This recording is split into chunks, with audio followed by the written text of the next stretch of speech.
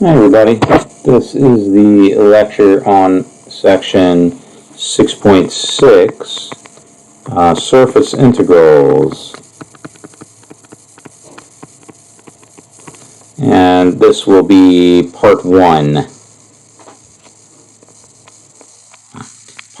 of the lecture. So like the section on line integrals, there was two types of line integrals. There was a scalar line integral and a vector line integral.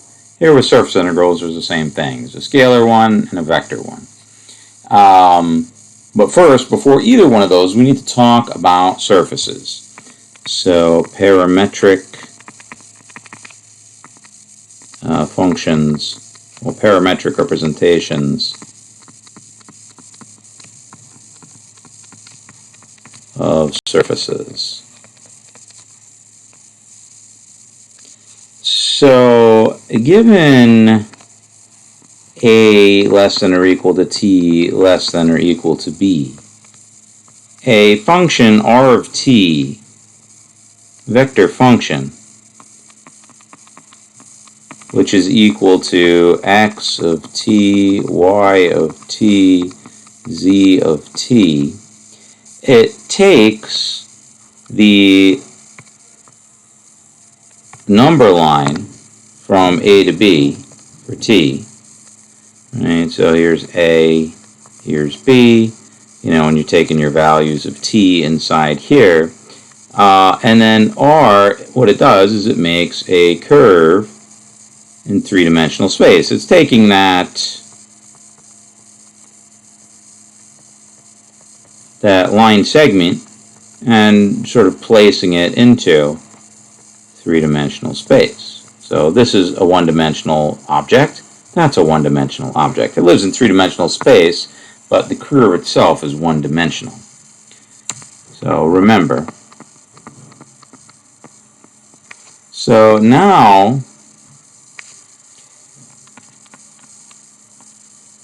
given a less than or equal to u less than or equal to b, and c less than or equal to v less than or equal to d, right? So in the UV plane, so we have a UV plane, and then you've got this rectangular domain here from A to B and C to D for Y, this rectangle, which is a two-dimensional thing. It's a two-dimensional object. So given this and a vector function of two dimensions, r x uv, y uv, z uv, r of uv,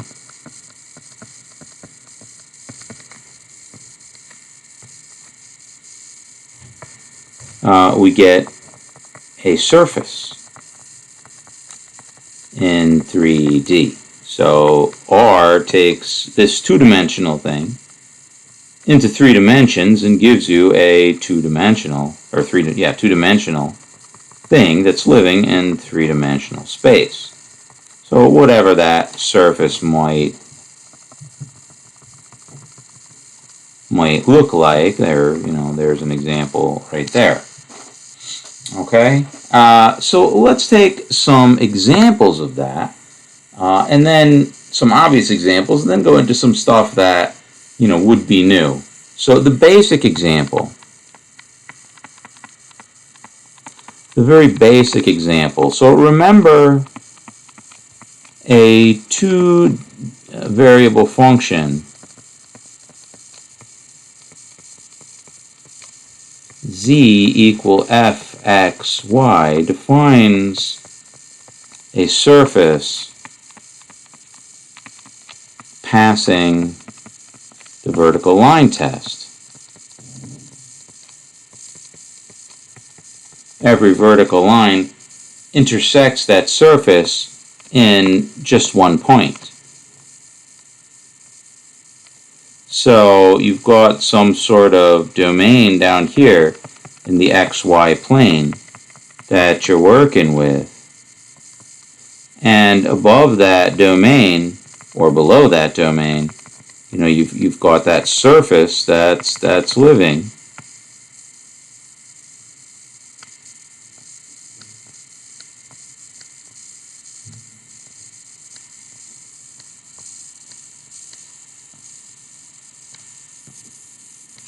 Right, z equal to fxy. So, for example, if you've got a point xy down here,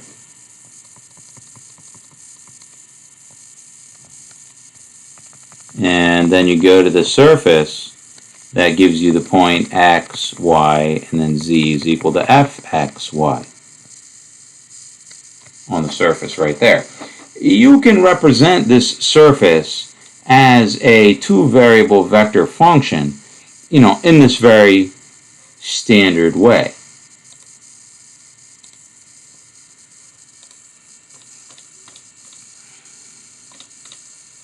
Oh, so, I'm sorry. This doesn't have to be a rectangle. Usually it is. R in the UV plane. So in the UV plane, you've got this domain R, which is a two-dimensional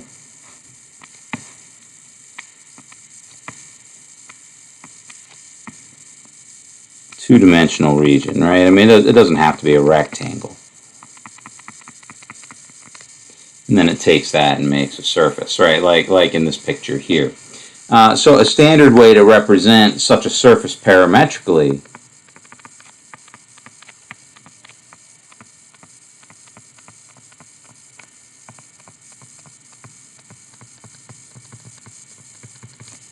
as R of, and there's no need for variables u and v, we just use x and y, where x is x, y is y, and then what's z?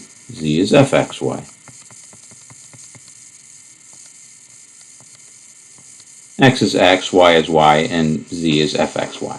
So that's a simple example, but it's a very important one, and it's going to get used. It's going to get used, so we need to remember that. So let's do another example of that. Remember that cone, right? There was that cone,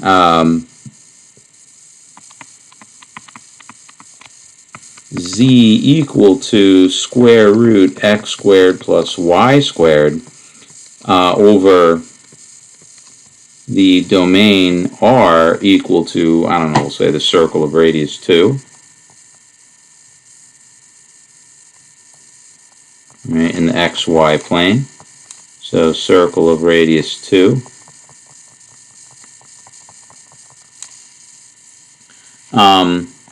So what does that look like? So that's the cone up to the circle of radius 2. So it goes upward until you get to a radius 2 in the horizontal cross section.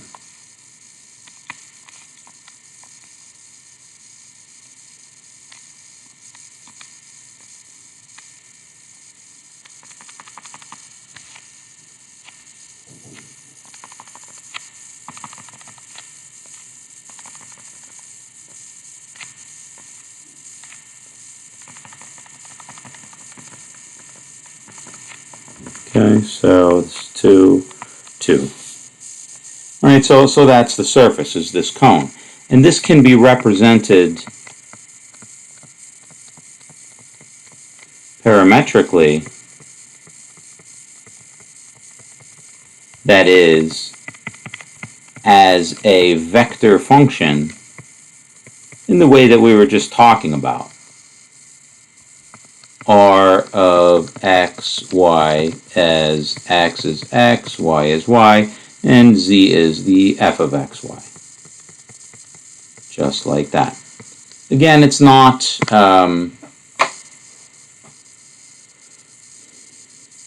it seems like a sort of a trivial thing to do that. I mean, it's just flipping letters around or something. But, you know, we're going to need this parametric representation of the surfaces in order to define surface integrals. Here's another one that's new. So the sphere.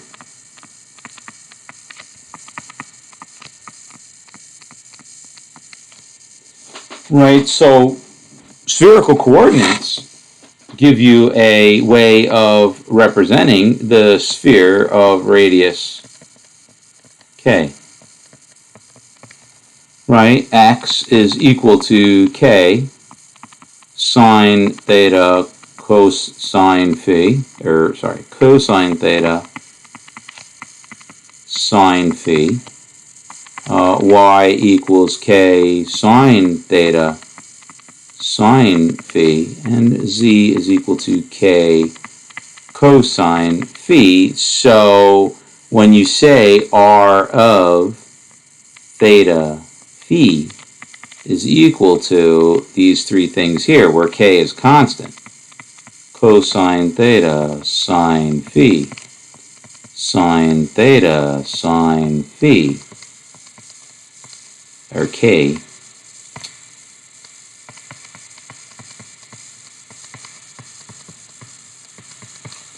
k cosine phi, like that, for 0 less than or equal to theta less than or equal to 2 pi, and 0 less than or equal to phi less than or equal to pi. Right? This represents is a vector function representing the entire sphere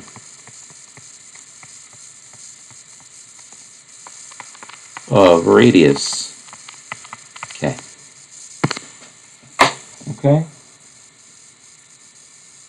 So the spherical coordinates.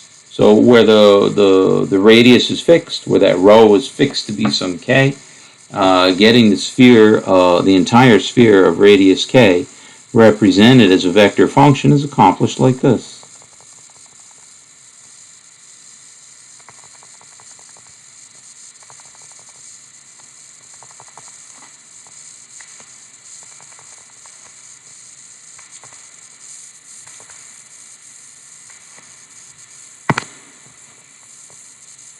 Well, that's one way to do it. We'll actually see another way to do it as well.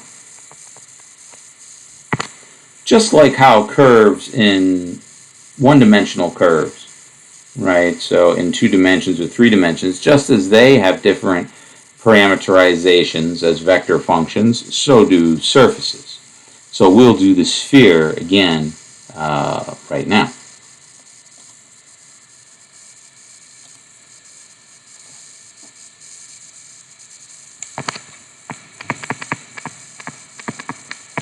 So surfaces defined by revolution. So consider a function A,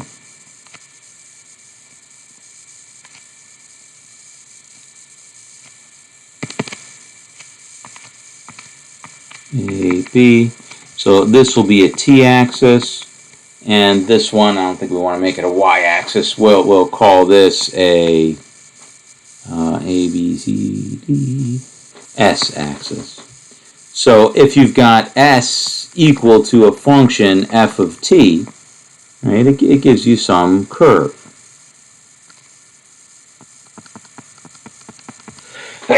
Excuse me. So now what I want to do is I want to revolve the curve around the t-axis. And I want to make that t-axis any of the axes in 3 dimensions. So I want to send t to x, y, or z, and revolve the curve around that axis.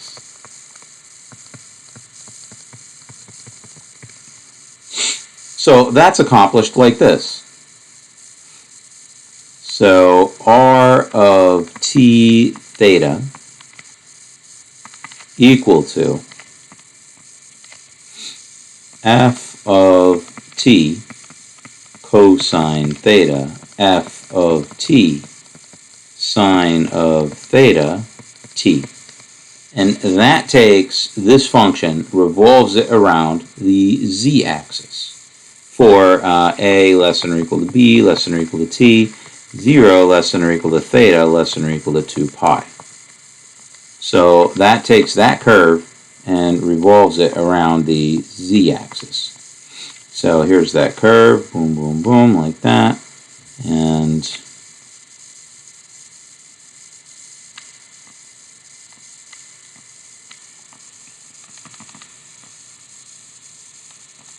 you get this picture here, x, y, z. Right, because the cosine theta, sine theta, this is a radius times cosine theta, radius times sine theta, around some point on the z-axis. Right, so let's say z equal to 1, right? Then this becomes f of 1 cosine theta, f of 1 sine theta.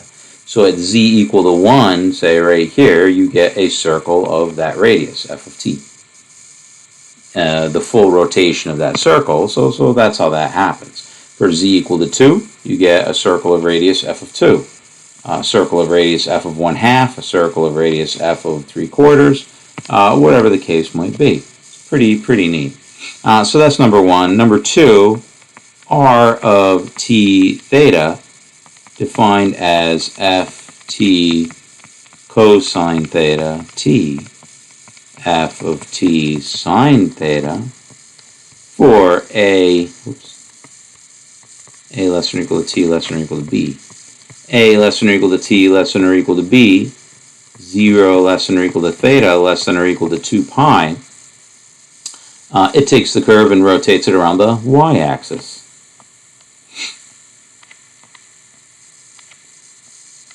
Via the same reasoning.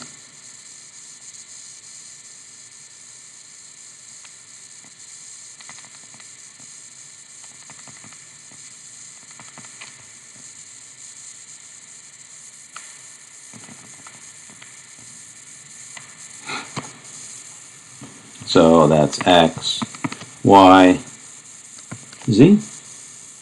And then number three, r of t theta equal to f of t, t, f of t cosine theta, f of t sine of theta. So that represents this curve s equals f of t rotated around the x-axis. So, and the same, a less than or equal to t less than or equal to b, 0 less than or equal to theta, less than or equal to 2 pi. So then we take this and rotate it around the x-axis. See if I can draw it.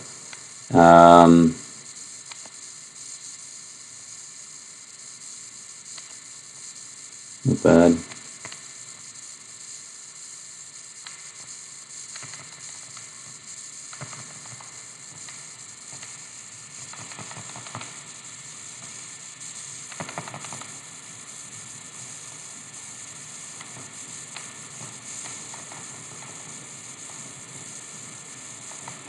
Okay, so this is around the x-axis, and here's y and z.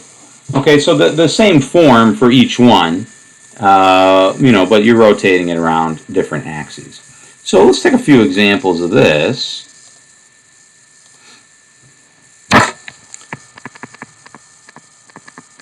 All right, so the cone, right? We can do the cone again.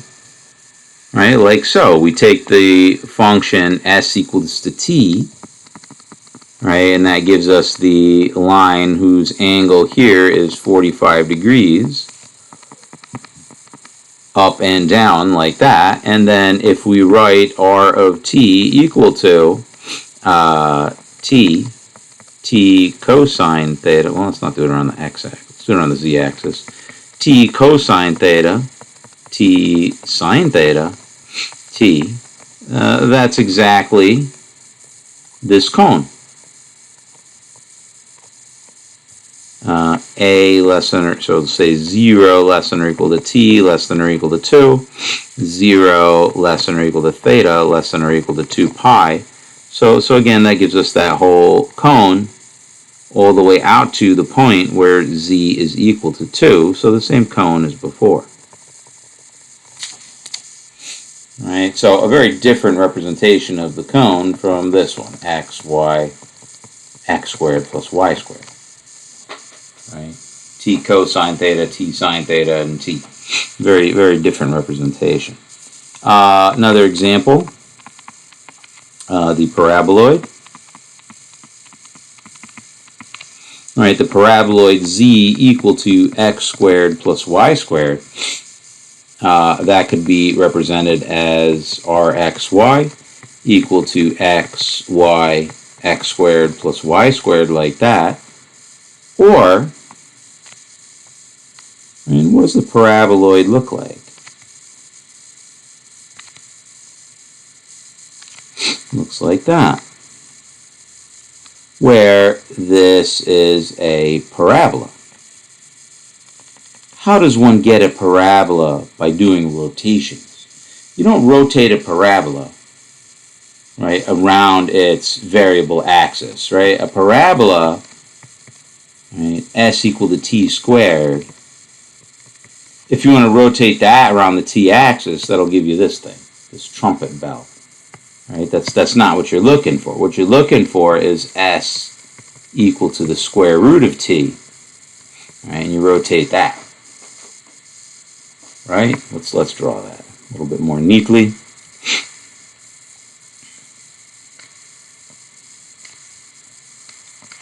So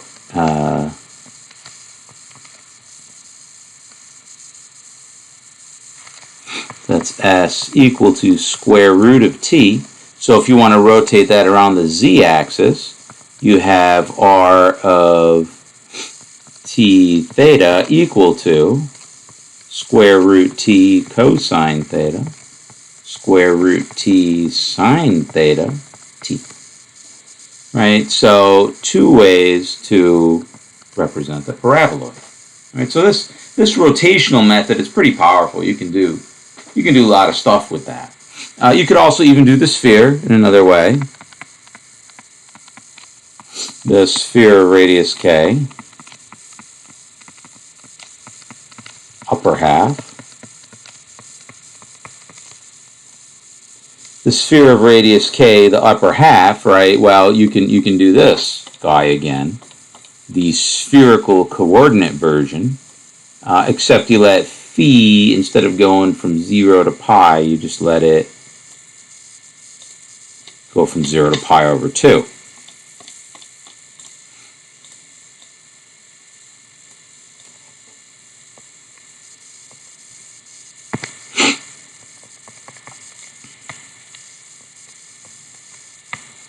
Right, so that gives you the upper half of the sphere.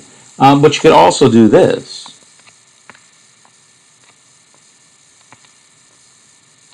Right, here's t-axis, s-axis. Do the quarter circle here.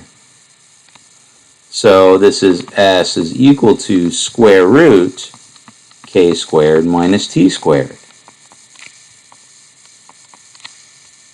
Right, 0 less than or equal to t less than or equal to k. So you can also rotate that around the z-axis. So t theta equal to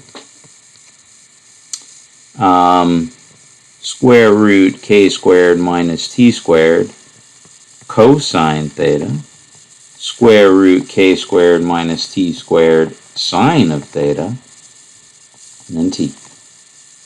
0 less than or equal to t less than or equal to k, 0 less than or equal to theta less than or equal to 2 pi. Right, so you can even represent the sphere in a slightly different fashion, you know, using this rotation method as opposed to the spherical coordinate method. Now, which method works better? I mean, depends on the calculation that you're trying to do. Right, so that's parametric surfaces. There's several problems in the homework about that. You're definitely going to want to take a look at those. Okay, so now the scalar surface integral can be defined now that we have the parametric representation of surfaces. It has to be done parametrically. So consider a surface S, okay, given by R of uv equal to x uv y uv z uv for uv in some region R of the uv plane. Okay, what we're going to do is we're going to take the region R for u and v in the uv plane. So that's R, and this is the uv plane. And we're going to subdivide it into small squares, as usual, or small rectangles.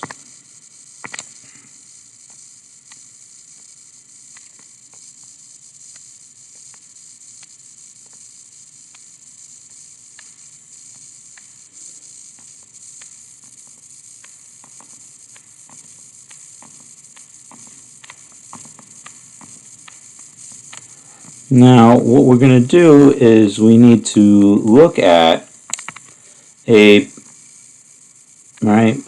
the length and width of these rectangles, is, so that's delta U, that right there, and this is delta V.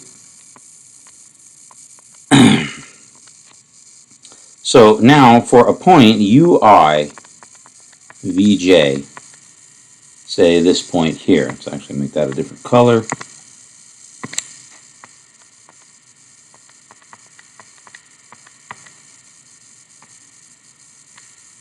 So for that point there, if we go to the surface defined by R of UV, right, into XYZ space, let me lift that picture from over here.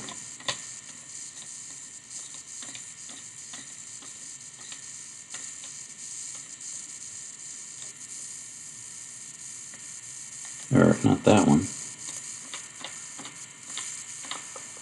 Where'd it go? Yeah, this one.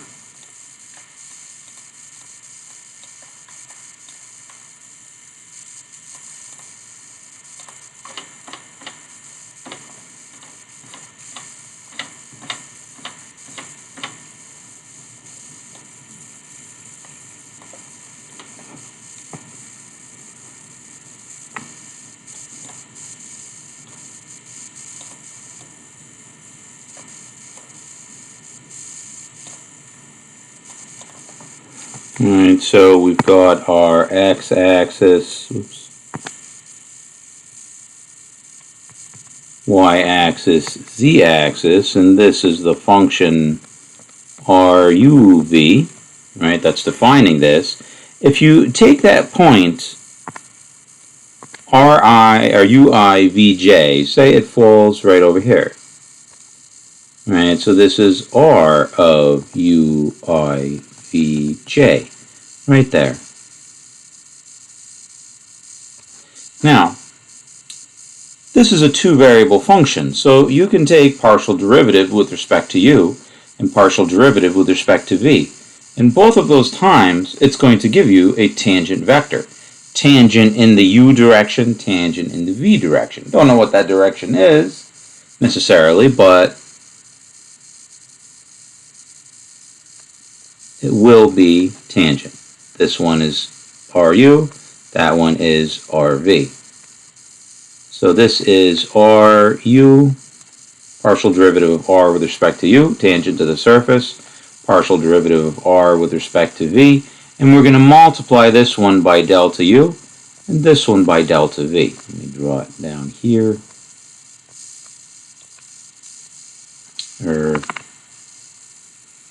somewhere where the black isn't holding us up. RV delta V. Now, those two vectors, they give you this tangent,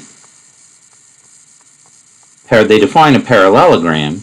So it's a parallelogram that's tangent to the surface at that point, UI, R of UI, Vj. So this is the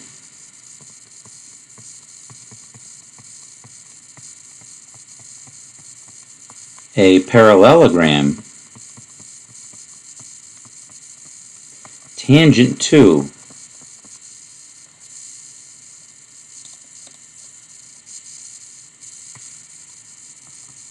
the surface S. So this is the surface S here.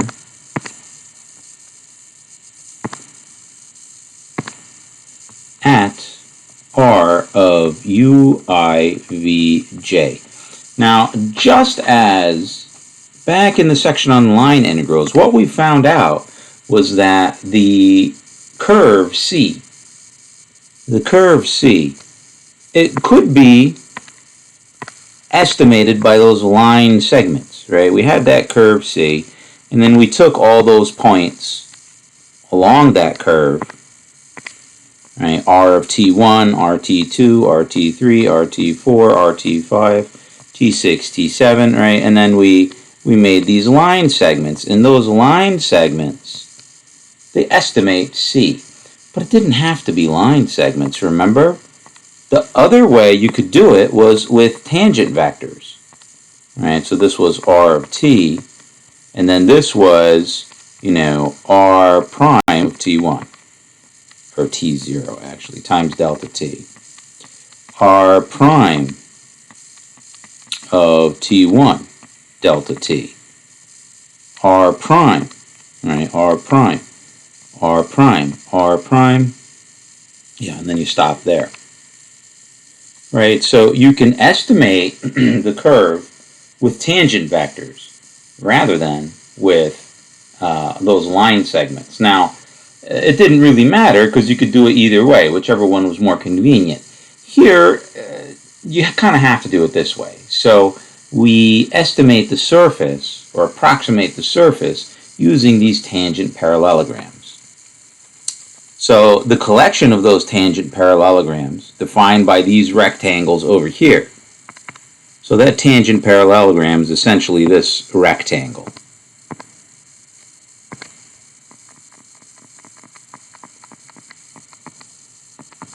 So that rectangle is on the surface somewhere, and then this blue parallelogram estimates that blob on the surface.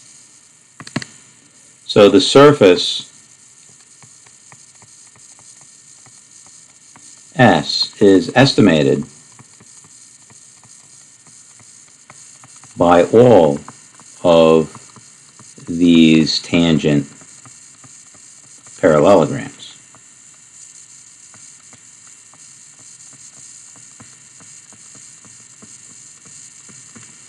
And what is the area of that parallelogram? The area of the parallelogram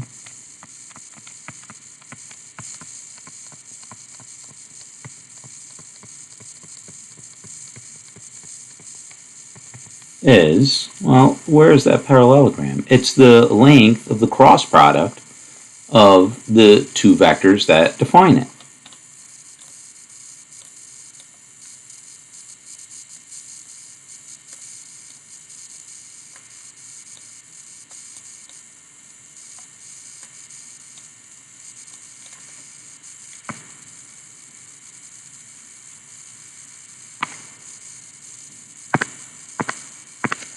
So the area is RU delta U cross RV delta V. If you remember that from exam 1, the area of the parallelogram formed by these two vectors, right, is just the length of the cross product.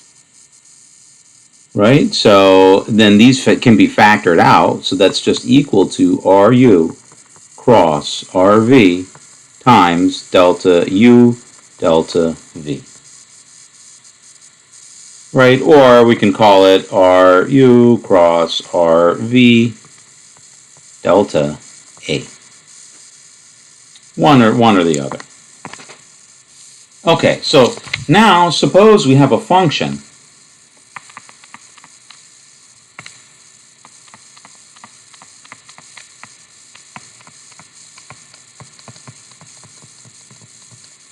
f of x, y, z defined on surface S,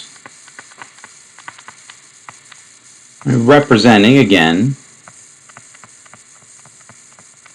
a density of the surface at a given point in units mass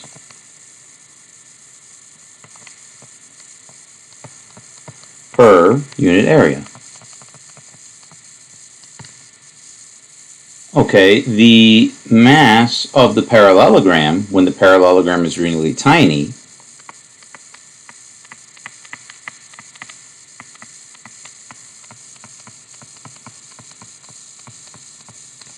is assumed to be, when it's really tiny,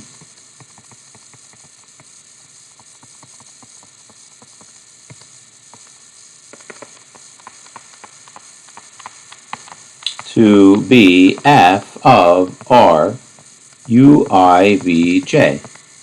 So you've got that point u I v j. It's got an x, y, and z coordinate.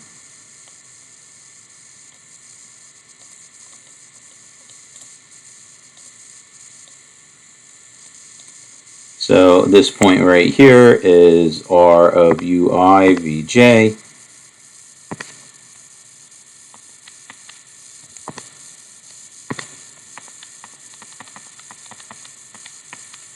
Right here, and then you've got these tangent vectors. So the mass of the parallelogram is assumed to be a constant value of this.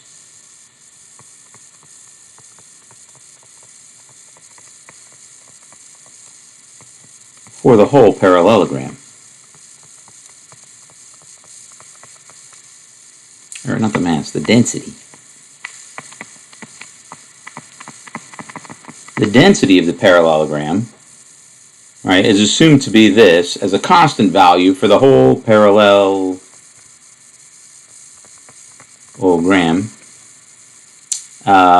Period. So the mass of the parallelogram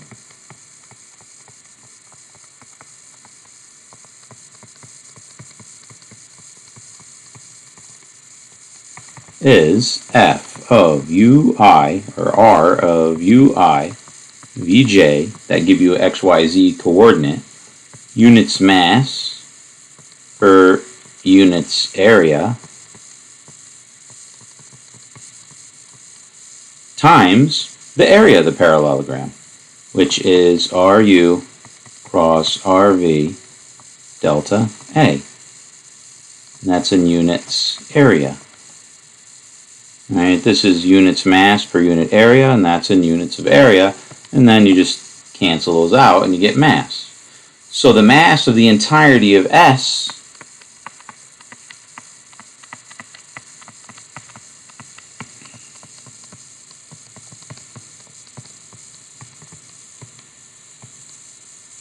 is approximately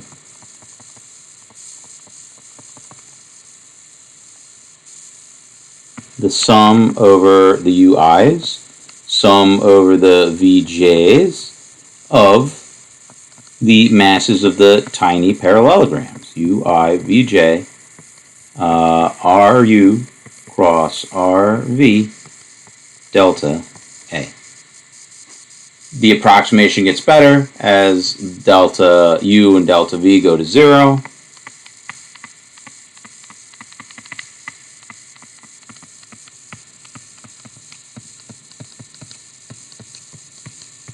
Delta U and delta V go to 0. So the actual mass of S is the limit as delta U and delta V both go to 0 sum over I, sum over j of this expression here. F of R U I V J RU cross RV length delta A. But this is equal to an integral because it's a two-variable Riemann sum times delta A. Right? Which, but so that's the definition of the double integral.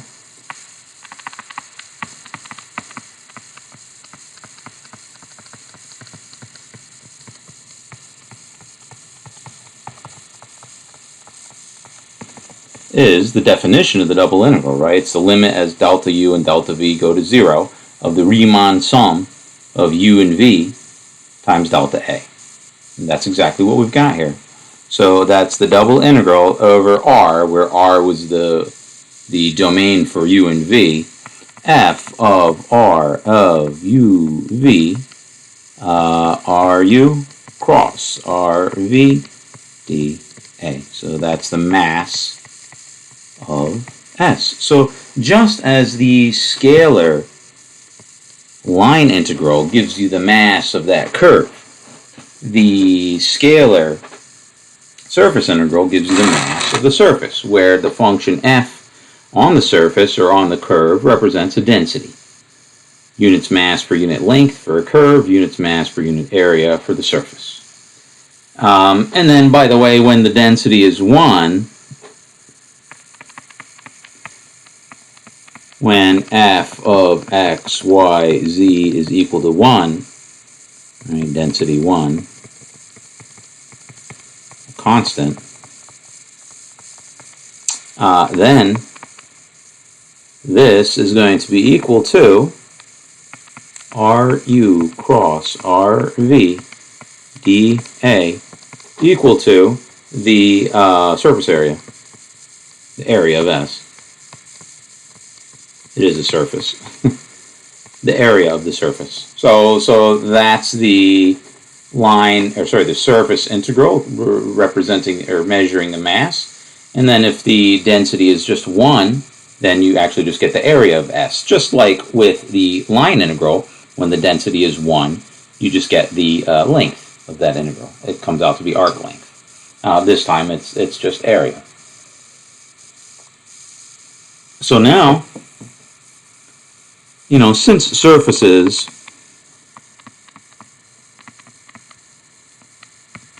can be represented parametrically in different ways, just like we did above,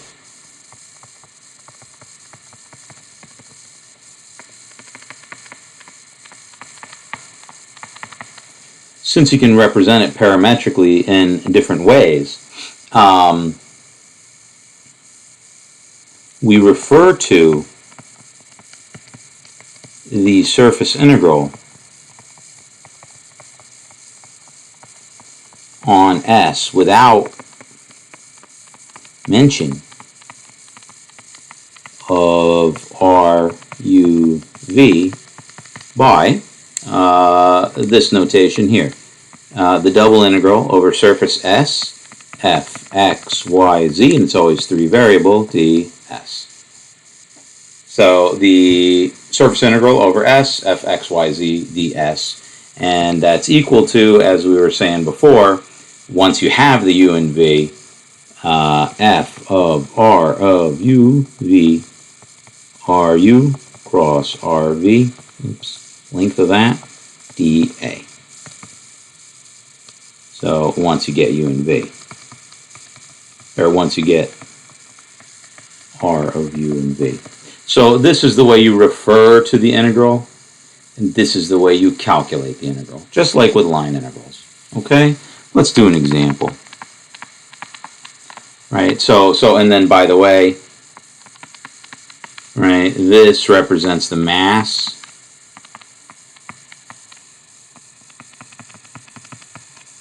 of S, and this represents the area of S. So that's when the density is 1. So it's just 1 ds over S. Right, the RU cross RV is contained in this expression. All right, let's take some examples.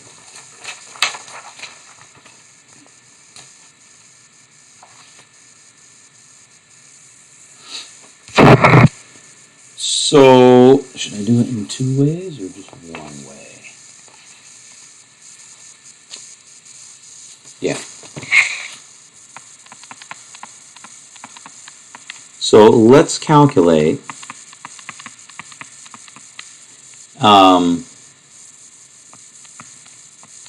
the surface integral over S, x squared plus y squared ds, for the top half of the sphere of radius 1.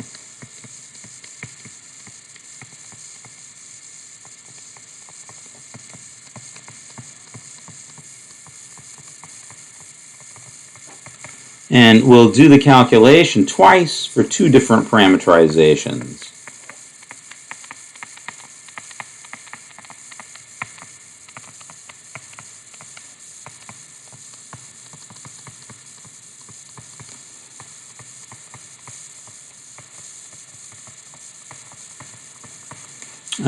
Of the sphere. Okay, so first let's do this parameterization. So first we'll do P of T theta equal to, so remember, right, we take the quarter circle of radius 1, and that's S, this is the t-axis, this is the s-axis, I shouldn't use t this time. This is the t-axis, this is the r-axis. So r equals square root 1 minus t squared. I shouldn't use r either, right? P and Q? T and P. Yeah, P equals, right, so I want to spin this function, square root 1 minus t squared, around the z-axis. Right, so that's square root 1 minus t squared times cosine theta, square root 1 minus t squared times sine of theta, t. All right, so we've got several things that we need to calculate to put into this. All right, so here's calculation 1.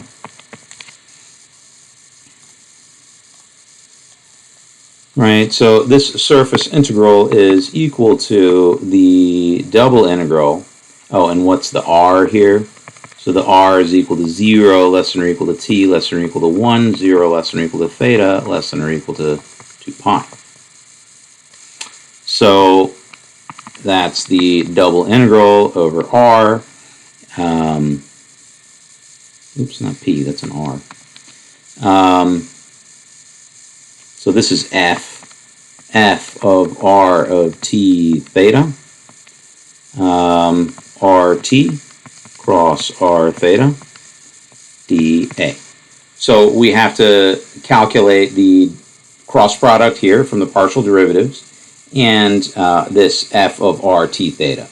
So f of xyz, maybe I'll just put f of xyz here.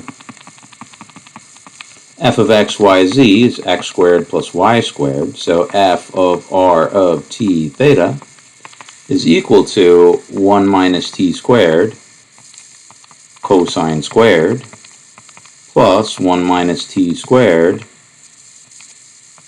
sine squared theta. Sine squared plus cosine squared add to 1 with this common factor here, so I just get 1 minus t squared. Okay, partial derivatives are with respect to t, and the cosine is a constant. Cosine theta is constant. So this becomes minus t over square root 1 minus t squared cosine theta, comma, same thing with the sine, sine of theta, 1. So that's r of t. R of theta r sub theta is equal to square root 1 minus t squared minus the square root 1 minus t squared sine of theta, square root 1 minus t squared cosine of theta, and 0. Calculate the cross product, and you can do it in either order. RT cross R theta, so I, J, K, I need a little more space,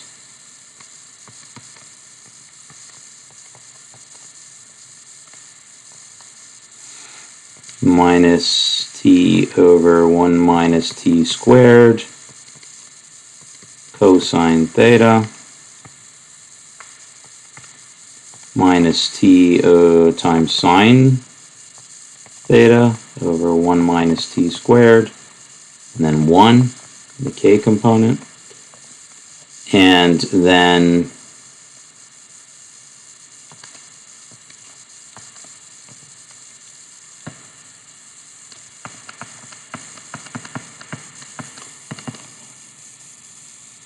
minus square root 1 minus t squared sine of theta, square root 1 minus t squared cosine of theta, and 0. So this cross product is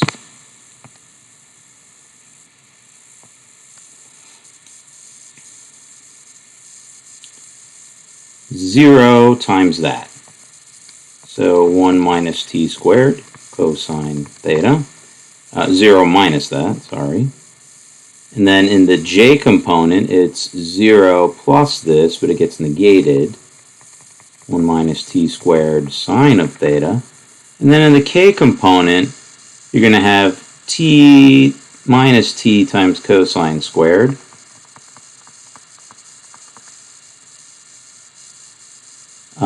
Minus t times sine squared. So the length of RT cross R theta is going to be equal to square root of 1 minus t squared cosine squared theta plus 1 minus t squared sine squared theta plus, well, this adds up to minus t, so it just becomes t squared. So, lo and behold, this becomes 1 minus t squared plus t squared equals 1. Okay, so now, how long are we going here? 53 minutes, all right. Well, I'll put the second calculation in the next video. But let's finish the first calculation. So we've got all our ingredients. The f of r of t theta is 1 minus t squared. The cross product is just 1.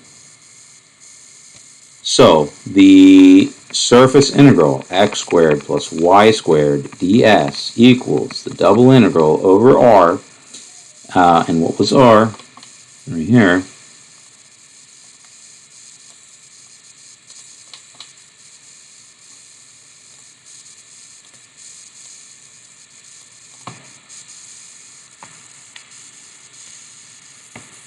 One minus t squared, that's f of r of t, well, let's write out the whole thing, f of r of t theta, rt cross r theta dA. So it's a double integral over r. This is 1 minus t squared, and this is 1 dA. So now that's the double integral. Now we have to calculate the double integral. So you set it up as an iterated integral, or you transform the polar coordinates, or cylindrical or polar coordinates for a double integral. We don't have to do that here. So it's just the integral from 0 to 1, 0 to 2 pi, 1 minus t squared dt d theta. No conversion factor, it's just already in terms of t and theta. No switch from xy to something else. So t times 1/3 minus 1/3 t to the third from 0 to 1 d theta, that is equal to 2/3 times 2 pi 4/3 pi.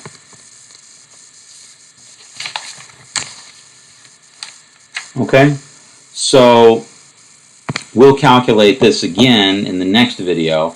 I think this video is long enough, so let me end it here and post it.